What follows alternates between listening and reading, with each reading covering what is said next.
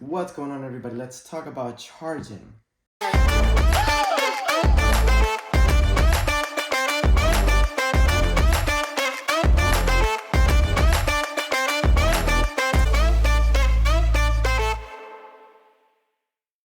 All right, so if you're new to electric vehicles or you're thinking about getting one or you're simply just looking for more info, in this video we're going to go ahead and talk about all those things. We're going to talk about how you can get your electric vehicle to charge, where you can charge it, how much it costs to charge, what the quickest way to charge is. So stay tuned because there's a lot of info going on. I appreciate you for watching and I'll see you in the next one. Peace. Now, there's a lot of misconceptions that a lot of people talk about when it comes to charging electric vehicles, and we're going to cover all of those today. Whether it's that it takes too long, whether people say that really don't save money, whether it says it's not, they say it's not for everybody. Now, while that last one is true, we're going to go ahead and try to make it easier for you guys. So if you're thinking about buying one, or you already have one, or once again, you just want information, you're more aware of what it takes to charge an electric vehicle. The first thing we're going to talk about is charging on the go. Now, this is for the people that don't have a garage or don't really have a place to charge at home. Now, this one is the most inconvenient one because you're going to pay the most money and it's really going to take you the longest, not in terms of charging the car itself, but because you're going to have to sit and wait for the car to charge. Now, if you are familiar with the Tesla supercharging network, you already know that this is the biggest network across the world. And this is why Teslas are so advanced and the company is so ahead of the competition. Now, that would be the only reason because, as you guys know, the quality build on Teslas is not that great. And the range is really not that great either. There's a lot of competitions like Lucid, like Rivian, and even Ford and other car manufacturers that are coming up. And they're actually competing against Tesla. But then again, when it comes to the charging and the supercharging network, there's really no comparison. Now, personally, I've had the Tesla for about a year now, and I have zero issues when charging at a supercharger. They're very reliable, very fast, actually. They're not the cheapest, but they're very reliable. They're always there. They're located near major highways, near major cities, and actually, I've seen some in remote areas, but they're there. They are the largest charging network. Now, that is if you have a Tesla. If you do not own a Tesla, you would have to be reliable on the Electrify America network, which is growing and is steadily getting better. But I have seen a lot of issues with people talking about having 6 chargers and only 2 of them work. And sometimes they don't charge at the highest speed that it's supposed to. So it does take longer, and people are not that happy with Electrify America. So that's why I was saying the Teslas just have that advantage when it comes to charging on the go.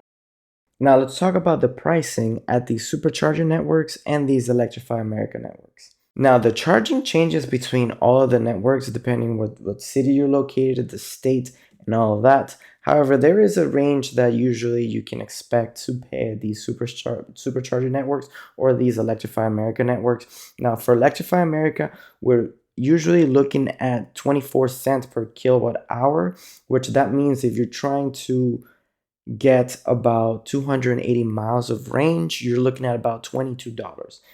This is why I was saying charging on the go is not the most convenient, nor is the cheapest, because 22 cents per kilowatt hour is actually pretty expensive.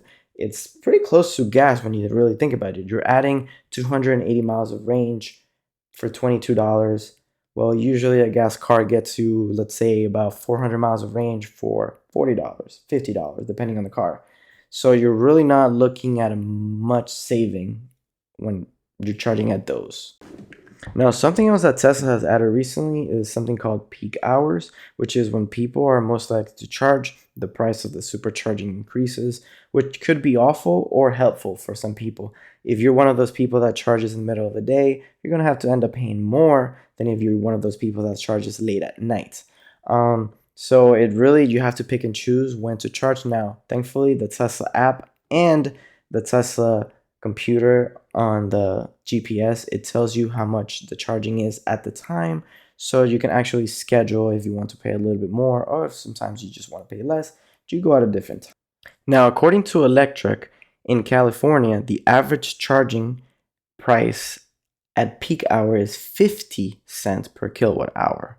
Now, the prices do drop about 40% to 40 cents per kilowatt hour at non-peak hours. So you can see, especially in Cali, where there's a lot of electric vehicles, the prices really start to go up, because here around my area in Florida, we're looking at around 29 cents per kilowatt hour at peak hours. So you see there's almost a 50% difference when it comes to those.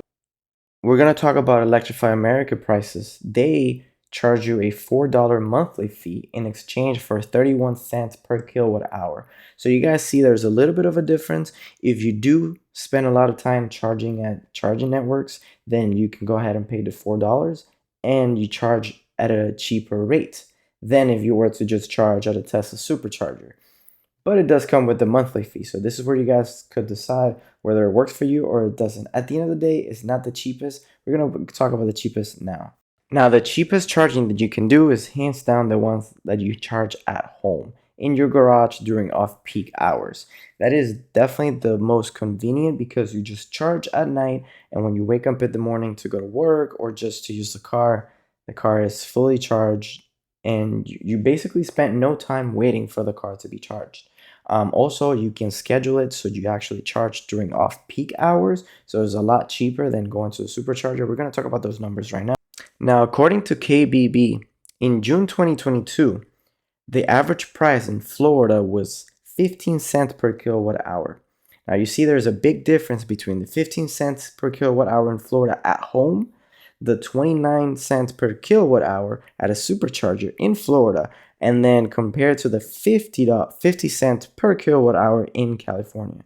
So this is why charging at home is hands down the most convenient and the cheapest way that you can charge. They also estimate that you charge about 3 to 4 times per week, which is actually a lot. I never find myself charging 4 times per week unless I go on a road trip or I just drive more than usual.